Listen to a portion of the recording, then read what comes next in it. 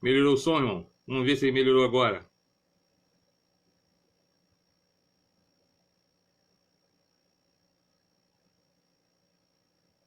Enquanto for fazendo a leitura, aí os irmãos vão dando um feedback.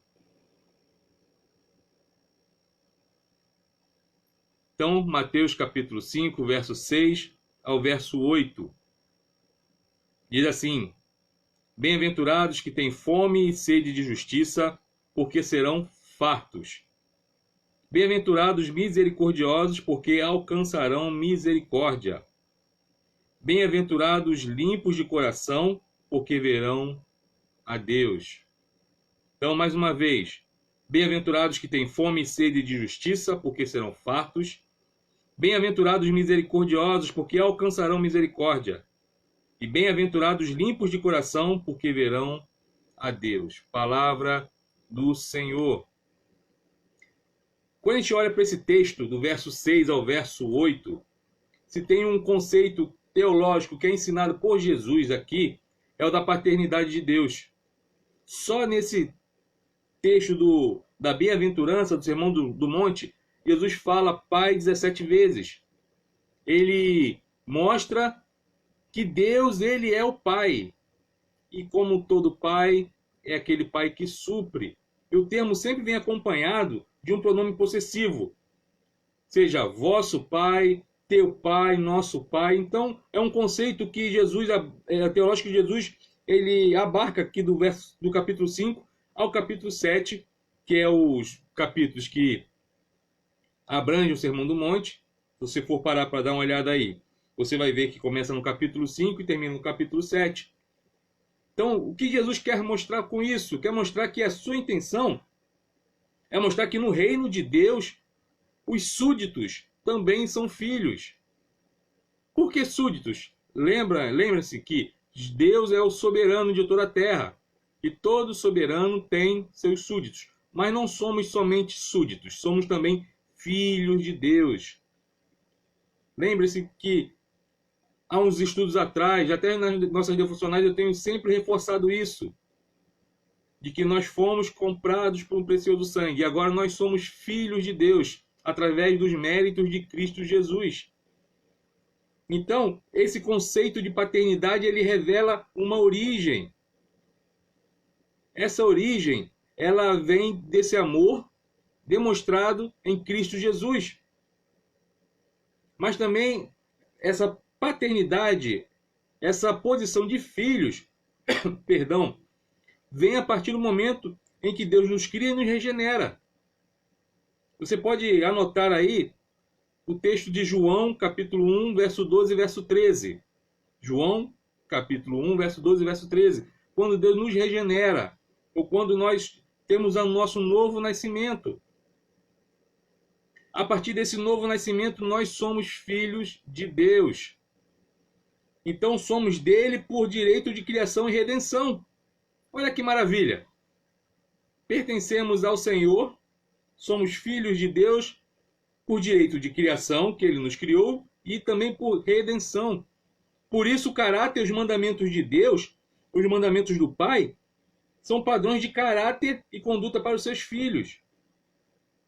Por isso que nós devemos ter esse padrão de caráter, o mesmo padrão de caráter que Deus, nosso Pai, tem. Por isso que Jesus, ele ensina aos seus discípulos sobre as bem-aventuranças, para que eles pudessem ser diferentes daquele público da época. Não podemos também nos esquecer que, naquela época, as autoridades religiosas, elas eram opressoras. Elas cobravam que deviam cumprir a lei, e aquele que não cumpria a lei também era tido como maldito. Olha a pressão que tinha os discípulos daquela época, as pessoas daquela época. E Jesus mostra que não é a religiosidade, mas sim o caráter cristão que faz a diferença. É o que necessitamos nos dias de hoje. Caráter cristão. O mundo precisa ver em mim e em você o caráter de Deus. A conduta que os seus filhos têm nesta terra. não somos cidadãos daqui da terra. Nossa pátria é celestial. Mas enquanto estivermos aqui, temos que ter a conduta de filhos de Deus, demonstrar o caráter de Deus, o caráter cristão. O que Jesus espera é que imitemos o Pai e que busquemos ser iguais a Ele. É isso que Jesus quer. Que eu e você imitemos o Pai.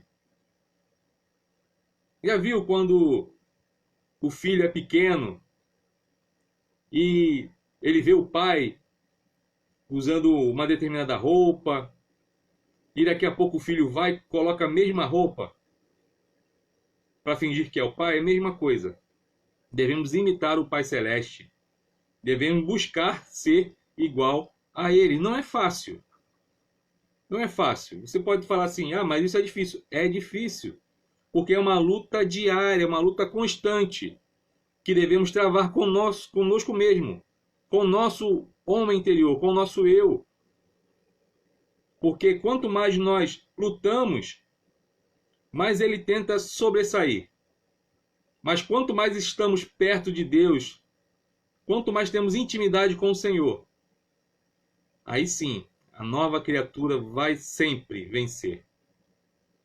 Por isso, busque ser igual a Deus. Imite ao Pai. Busque ser igual a Ele.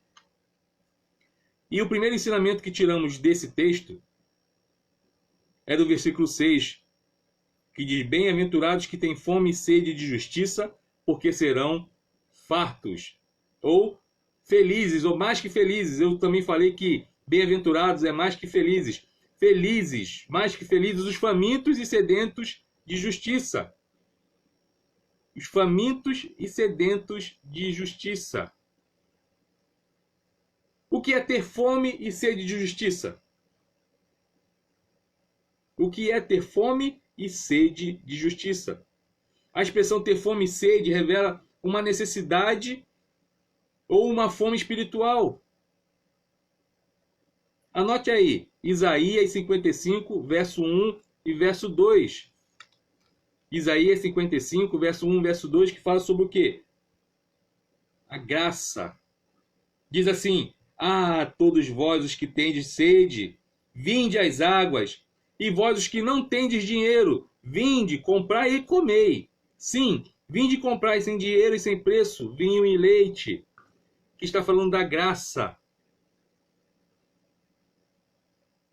Ter uma necessidade de suprir a sua fome e sua sede com as coisas de Deus. É ter um apetite não pelas coisas da terra, não por pão, por água, por comida, mas sim fome por alimento espiritual, pelo que é espiritual. É fome e sede por comida e bebida celestial. Jesus é o pão da vida. Jesus é a água viva que mata a nossa sede espiritual. É ter fome por Jesus, é ter sede por Jesus. É essa fome que devemos ter, essa sede. Aí eu faço uma pergunta, duas perguntas. Uma pessoa morta, ela sente fome? Uma pessoa morta, ela sente sede? Uma pessoa morta espiritualmente tem fome e sede espiritual? Claro que não. Éramos mortos. Não tínhamos fome nem sede pelas coisas celestiais. Mas conforme Efésios, capítulo 2, verso 1, te convido também a anotar ou a abrir a palavra do Senhor. Efésios, capítulo 2, verso 1, que diz assim: Ele vos deu vida estando vós mortos nos vossos delitos e pecados. Éramos mortos, estávamos mortos nos nossos delitos e pecados. Mas Deus, Ele nos deu vida. Por isso precisamos ter essa fome e sede por Jesus. Quem está morto não tem vida espiritual e não tem apetite pelos alimentos espirituais. Nós vemos assim pelo mundo. Como as pessoas tratam as coisas celestiais. Como as pessoas olham para as coisas celestiais? Por que que elas não têm essa fome, não têm essa sede pelas coisas de Deus? Simplesmente porque são escravos do pecado. E os seus pensamentos e desejos estão voltados para o pecado, Por isso que eles não conseguem entender, não conseguem matar essa fome, essa sede, porque eles não têm. Porque eles são escravos do pecado. A partir do momento que nós temos esse encontro com o Senhor, que Ele muda o nosso ser, Ele nos regenera, aí sim, nós passamos da morte para a vida. E somente Deus, por ação do Espírito Santo, pode criar e satisfazer a fome espiritual de uma pessoa. Somente Ele.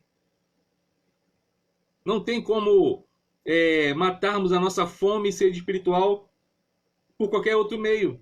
Somente Deus, através do Espírito Santo, mata a nossa fome e a nossa sede. Fome e sede por Jesus. Segunda pergunta: como identificar a fome e a sede espiritual em uma pessoa? Como? Toda pessoa regenerada por Deus tem apetite pelas coisas espirituais. Não consegue ficar longe das coisas de Deus. E quando nós olhamos para uma pessoa que sempre quer estar perto das coisas de Deus, nós vemos que essa pessoa tem fome e sede das coisas celestiais. Essa pessoa, ela tem fome de Deus e não apenas de suas bênçãos. E hoje nós vivemos no mundo inverso. Parece até um filme. Mundo inverso. Por quê? Porque as pessoas têm procurado, têm buscado as bênçãos de Deus, mas não têm buscado o Deus da bênção. E ter fome e sede pelas coisas celestiais é buscar o Deus que supre as nossas necessidades, que mata a nossa fome, a nossa sede. As bênçãos é consequência.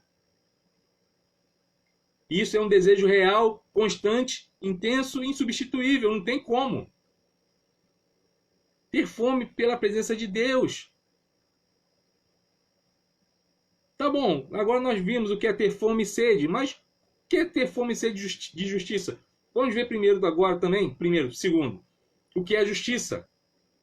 John Stott diz que justiça na Bíblia tem 3 aspectos. Ele diz que na Bíblia a justiça tem 3 aspectos. O aspecto legal, o aspecto moral e o aspecto social. Anotem aí. Aspecto legal, aspecto moral, aspecto social. A justiça legal é a justificação pela fé. A justiça legal é a justificação pela fé. O que é justificação? Tá, vou falar aqui de uma maneira mais simples. Por causa de Cristo, somos legalmente considerados justos diante de Deus. Isso é justificação. E libertos da escravidão do pecado, isso é redenção. Então, justificação pela fé é que agora é imputado a Cristo tudo aquilo que era meu, que era seu. A ira divina, que era para mim e para você, vai sobre Cristo. E agora Deus, quando nos olha, Ele nos vê justos. Justos, mas por causa de Cristo Jesus. Pelos méritos de Cristo Jesus. Então aquilo que causava ira entre Deus e nós, não causa mais, porque Cristo levou sobre Ele. Ele pagou o preço. Ele pagou o preço. Para que hoje tivéssemos vida. Para que hoje pudéssemos desfrutar das bênçãos celestiais. Então, a justiça legal, na Bíblia, é a justificação pela fé. A justiça moral é aquela justiça de caráter e de conduta que agrada a Deus. Como assim, pastor? Não roubarás, não matarás, não fazer fofoca, não falar mal, não desejar mal. Justiça moral é a justiça de caráter e de conduta que agrada a Deus. Trata-se de uma justiça interior, com motivações e propósitos puros e santos. A justiça social já se refere às lutas contra as injustiças sociais que oprimem o homem nos seus direitos civis, seus negócios e também na sua família. Justiça social refere-se o quê? As lutas contra as injustiças. É você olhar para aquele que não tem o alimento, sentir a mesma dor e fazer algo em prol. É você ajudar teu irmão, ajudar o seu vizinho em uma necessidade. Isso é justiça social. E aí nós cremos plenamente que uma pessoa que é justificada por Deus jamais poderá viver sem praticar obras justas e sem se opor às injustiças sociais. Sem nos esquecer que obra não salva, mas aquele que é salvo pratica as obras. Nós praticamos obras porque nós já somos salvos, não porque queremos ser salvos. As obras são consequência da salvação. Isso sim, que é a justiça. E agora, o que significa ser farto? Então vimos o que é ter fome e sede. Vimos o que justiça é essa. E agora, o que significa ser farto? Porque o texto diz: bem-aventurados que têm fome e sede de justiça, porque serão fartos.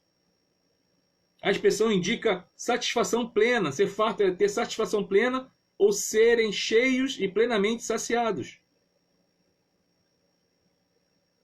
É você ir almoçar com uma fome tremenda e após você terminar o prato, alguém te perguntar: você quer mais? Deseja repetir? E você falar o quê? Estou farto, estou satisfeito. Então ser farto aqui no texto significa isso, satisfação plena. Então aqueles que têm fome e sede de justiça, eles serão fartos, terão satisfação plena. Isso acontecerá pela imputação dos méritos de Cristo e pela obra santificadora do Espírito Santo. Somente por causa disso. Porque nós não somos bonzinhos. Todas as bênçãos que nós desfrutamos são pelos méritos de Cristo Jesus. Anotem aí, 2 Coríntios capítulo 5, verso 21 e 2 Coríntios capítulo 3, verso 18. Então nós já falamos sobre o primeiro versículo. Bem-aventurados os que têm fome e sede de justiça, porque serão fartos, ou mais que felizes, os famintos e sedentos por justiça. Aí vem o verso 7 dizendo: bem-aventurados os misericordiosos, porque alcançarão misericórdia. Bem-aventurados os misericordiosos, porque alcançarão misericórdia. Então nós podemos olhar no texto, a partir do verso 1 do capítulo 5, que as 4 primeiras bem-aventuranças, elas tratam da nossa relação com Deus. Pode olhar que você vai ver. Tem a ver com Deus, nosso relacionamento com Deus. Agora, a 5ª, a 6ª e a 7ª descrevem o quê? Os resultados da obra que Deus faz no coração dos seus filhos. Então, as primeiras 4 tratam da nossa relação com Deus. A 5ª, a 6ª e a 7ª descrevem o quê? O resultado da obra que Deus fez, e Deus faz no coração dos seus filhos. Tá? Então, aqui, a partir do verso 7, Jesus já apresenta o quê? Essa 5ª bem-aventurança. O que significa misericordiosos? O que significa isso? A palavra misericórdia descreve o que Deus sente em seu coração.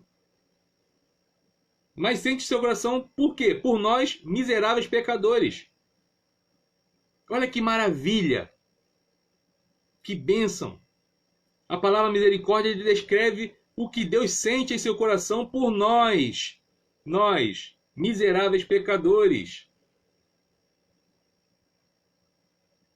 Aí vem aquela diferença entre graça e misericórdia. Eu gosto sempre de falar isso na igreja. Dar o que não se merece, isto é graça. E não dar o que se merece, isto é misericórdia. Recebemos o quê? A salvação pelos méritos de Cristo. Isto é graça, não merecíamos, mas recebemos. Iremos morar no céu, não merecíamos, mas recebemos. Isto é graça.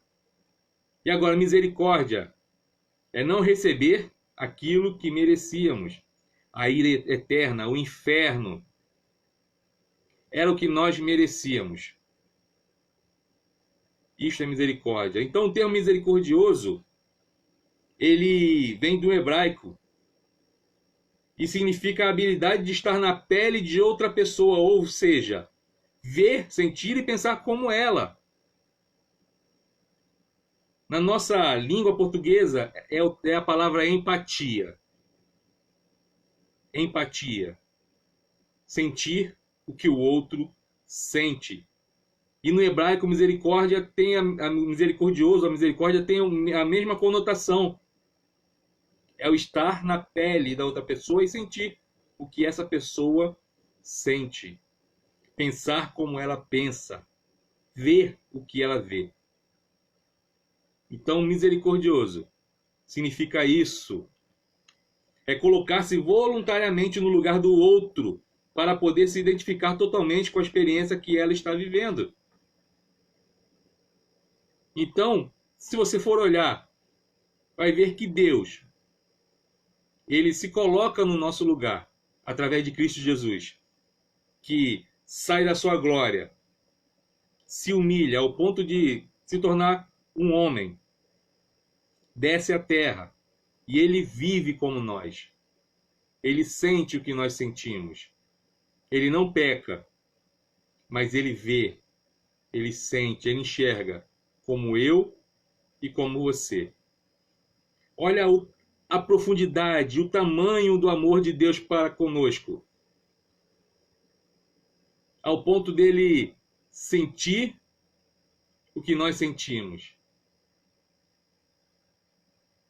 De ver o que nós vemos. Jesus fez isso por nós. E nós, por isso, devemos demonstrar essa misericórdia como ele demonstrou. Por gratidão. Motivados por essa gratidão a Deus. Gratidão por esse amor, por essa graça, por essa misericórdia. Aleluia. Essa misericórdia deve ser praticada aos irmãos e também aos homens, não só aos nossos, mas ser estendida a todos. E toda vez que eu falo de misericórdia, eu lembro de como nós tratamos o nosso próximo. Porque nós temos a ideia minúscula de entender que próximo é só aqueles que estão do nosso lado. São os nossos familiares e nossos irmãos da igreja, enquanto que não é isso. Jesus mostra claramente na parábola do bom samaritano isso. O samaritano nem conhecia aquele homem na estrada, mas ele o fez do seu próximo. Ele enxergou o seu próximo. Qual tem sido o sentimento que você nutre no seu coração quando você vê um morador de rua?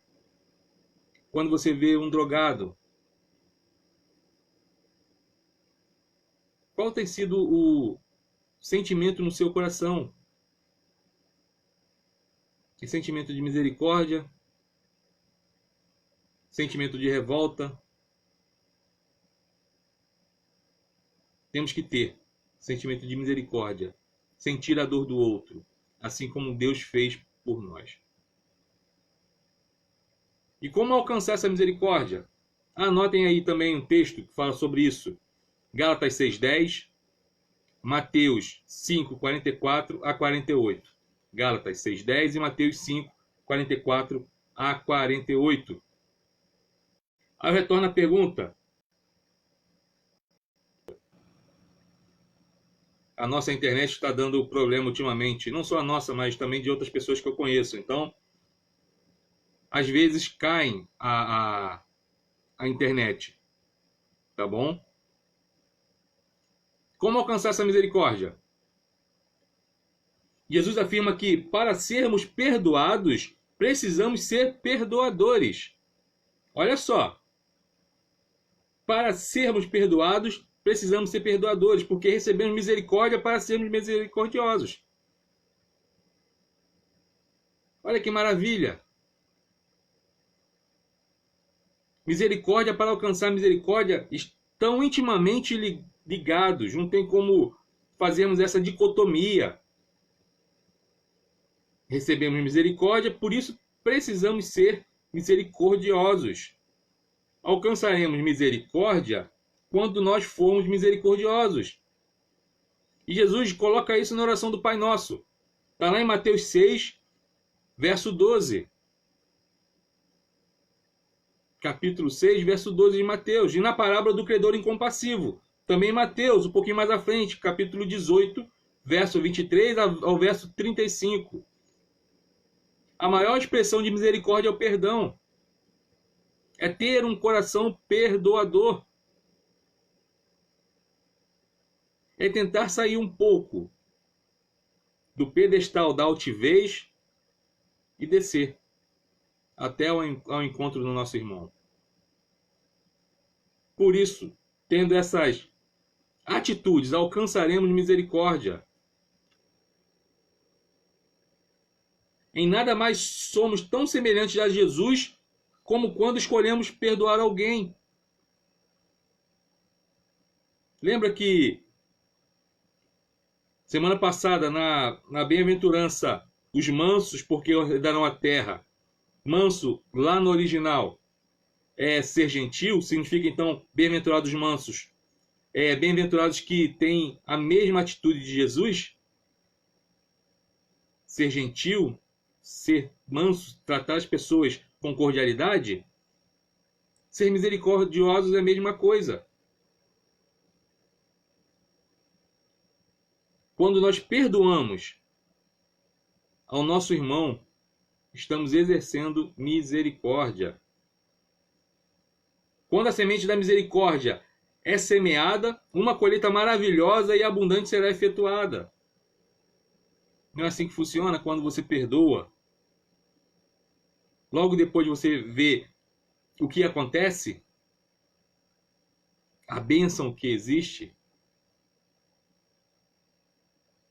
Então nós vimos agora, bem-aventurados os misericordiosos, ou mais felizes os misericordiosos, porque alcançarão misericórdia. Agora, verso 8. Bem-aventurados limpos de coração, porque verão a Deus. Bem-aventurados os limpos de coração, porque verão a Deus. Ou, mais que felizes os limpos de coração. Então, chegamos agora à sexta bem-aventurança. E ela é considerada como a essência da vida cristã. Essência da vida cristã. Um coração limpo. Ter um coração limpo. Mas o que significa ser limpo de coração? Não podemos nos esquecer que o coração é a sede dos nossos pensamentos, vontade e emoções. Jesus diz que o que contamina não é o que entra, mas o que sai. Porque procede da onde? Do coração. E por causa da presença do pecado, o nosso coração ele é corrupto. Jeremias capítulo 17, verso 9, afirma isso. Por causa da presença do pecado, o nosso coração ele é corrupto. É dele que procedem todas as nossas maldades e sujeiras. Marcos capítulo 7, verso 20 a 23. Por isso há necessidade do coração ser purificado. Por isso que o nosso coração precisa ser purificado. Precisa ser limpo. E a palavra limpo, lá no original, indica sinceridade. Sinceridade, tal como um metal purificado pelo fogo. Aquele metal que quanto mais você coloca no fogo, mais ele vai sendo purificado, vai se tornando puro, limpo. E sem a santidade, a santificação e a pureza do coração, não poderemos ver ou ter comunhão com Deus. Está lá em Hebreus capítulo 12, verso 14. Sem a santificação, ninguém poderá ver a Deus. Por isso é importante purificarmos o nosso coração. A necessidade de termos um coração puro, de buscarmos a santificação. Mas como eu faço, pastor, para ter um coração puro? Como é que eu faço agora para que o meu coração seja purificado por Deus? Primeiro temos que saber e ter a certeza de que somente Deus pode purificar. Não existe palavra mágica, não existe simpatia, não existe campanha no monte ou uma semana de oração. Não existe para purificar o coração. Somente Deus pode purificar o coração. É Deus que cria um coração novo por meio da regeneração, através do novo nascimento. Somente Deus pode fazer isso. O coração só é purificado através de um novo nascimento. Aí sim, depois de regenerado, o nosso coração ele precisa de santificação e purificação. A santificação ela é diária, não significa que a partir do momento em que eu falo que tenho Jesus no coração, na vida, que sou batizado, que não preciso mais praticar a santidade, buscar a santidade. A santificação ela é diária. E assim como a santificação é diária, a purificação também. Pelo que nós vemos, ouvimos, falamos, sentimos. A purificação vem através da nossa convivência com a palavra de Deus, um meditar da palavra de Deus, uma vida de oração. Precisamos orar, obedecer a palavra e confessar os nossos pecados diariamente a Deus. E muitas vezes nós só confessamos os nossos pecados quando chegamos no domingo, no culto. Aí sim, no momento da liturgia, que tem momento de confissão de pecados, aí sim, nós confessamos. Mas de segunda a sábado não confessamos. E se participamos de uma igreja que não tem nem isso na liturgia, aí não tem como dar um jeito. Por isso que nós devemos confessar diariamente, constantemente, os nossos pecados diante de Deus. A palavra de Deus diz que todos pecaram. Todos pecaram. Significa que todos nós somos pecadores.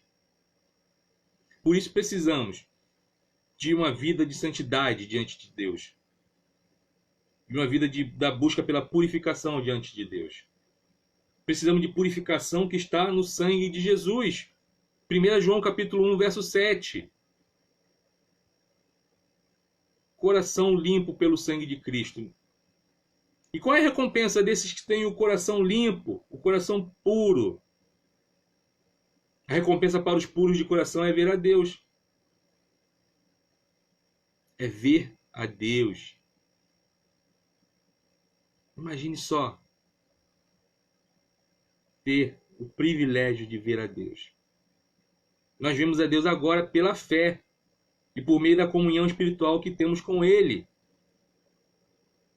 Como assim, pastor? Está lá em 1 João, capítulo 1, verso 3 e verso 4, e Hebreus, capítulo 11, verso 17. Nós vemos Deus agora pela fé e por meio da nossa comunhão espiritual que temos com Ele.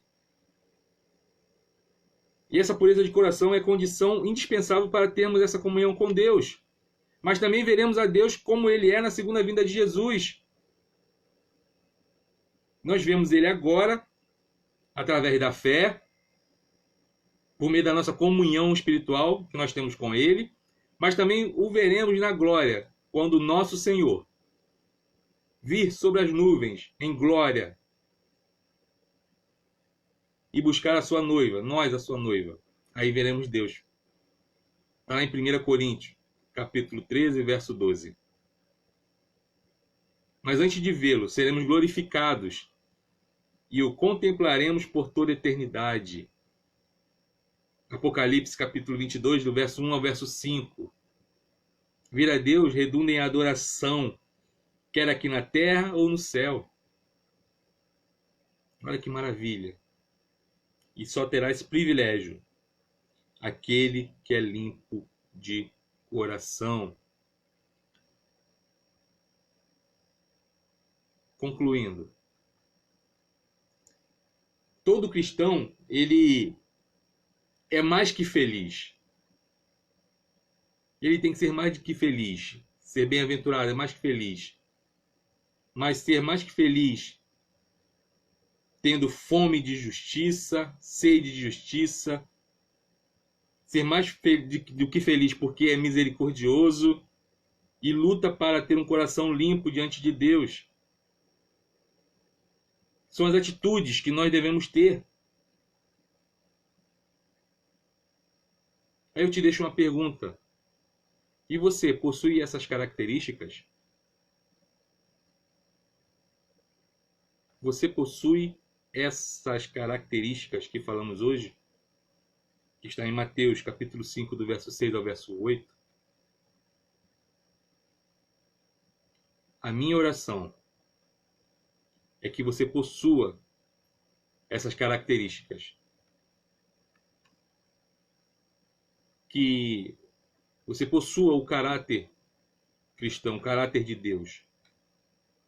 Que você seja um imitador de Deus, do nosso Pai Celestial. E que a cada dia você busque mais e mais ser parecido com o Senhor. Agora, se você não possui essas características que nós falamos hoje, saiba que Deus pode fazer diferente na sua vida. Através de Cristo Jesus e através do teu Santo Espírito, Ele pode mudar o seu coração essa noite. Por isso eu te peço que feche seus olhos, que nós iremos falar com o Senhor nesse momento. Ser mais que feliz, ó Pai, é algo que nós buscamos, porque o ser humano busca sempre a felicidade. Mas quando nós paramos e olhamos para a tua santa palavra e vemos que a felicidade que o mundo propõe não se compara à felicidade que a tua palavra nos mostra, só temos que agradecer ao teu nome, porque alegria plena, felicidade plena, só o Senhor pode dar. Mas nós sabemos que é difícil, Pai, a nossa caminhada. Muitos não conseguem terminar essa caminhada, muitos desistem pela metade do caminho. Mas eu te peço que, em nome de Jesus, o teu Santo Espírito venha a cada dia a fortalecer a caminhada desse meu irmão, dessa minha irmã que está tendo dificuldade. Que as características que brotaram hoje da tua palavra venham, Pai, reinar na vida dos meus irmãos. Aqueles que já possuem, que possa continuar em Cristo Jesus. E aqueles que não possuem, que o Senhor venha fazer essa transformação no coração de cada um. Muito obrigado, Senhor, pelos meus irmãos que têm acompanhado as nossas transmissões. Que a tua graça, o teu amor, a tua proteção seja sobre a vida e sobre o lar de cada um. Te peço, Pai, que o Senhor continue abençoando a tua igreja espalhada por toda a terra. Continue protegendo a cada um. Protegendo, Pai, aqueles que estão pregando a tua palavra no meio da perseguição, no meio da dificuldade, no meio da pandemia. Eu tenho certeza, Pai, que ao terminar essa pandemia, a tua igreja estará mais forte por sobre a terra. Mas até lá, continue sustentando a cada um. Te agradeço, Pai, pelo aniversário da nossa cidade de Saquarema, pelos 179 anos. Que a tua graça, a tua misericórdia e o teu amor reinem nesse lugar, Pai. Que as igrejas aqui espalhadas possam verdadeiramente viver o caráter cristão. E que possamos, ó Pai, ser exemplo neste lugar e onde quer que estejamos.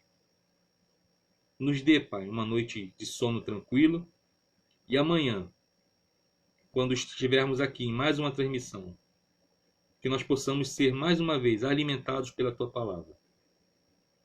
Louvamos ao teu nome e oramos em Cristo Jesus, nosso Senhor e Salvador. Amém. Agradecer aos nossos irmãos que estão na nossa transmissão, que têm nos acompanhado. Pedir que o Senhor venha a derramar sobre a sua vida bênçãos sem medidas. Que você tenha um final de semana abençoado. Domingo, Dia das Mães, que seja um dia abençoado também para você. E não se esqueça de que amanhã estaremos aqui novamente às 20 horas na nossa devocional e domingo estaremos aqui de manhã às 10 horas e à noite às 18 horas. Que assim o Senhor te abençoe e te guarde. Boa noite.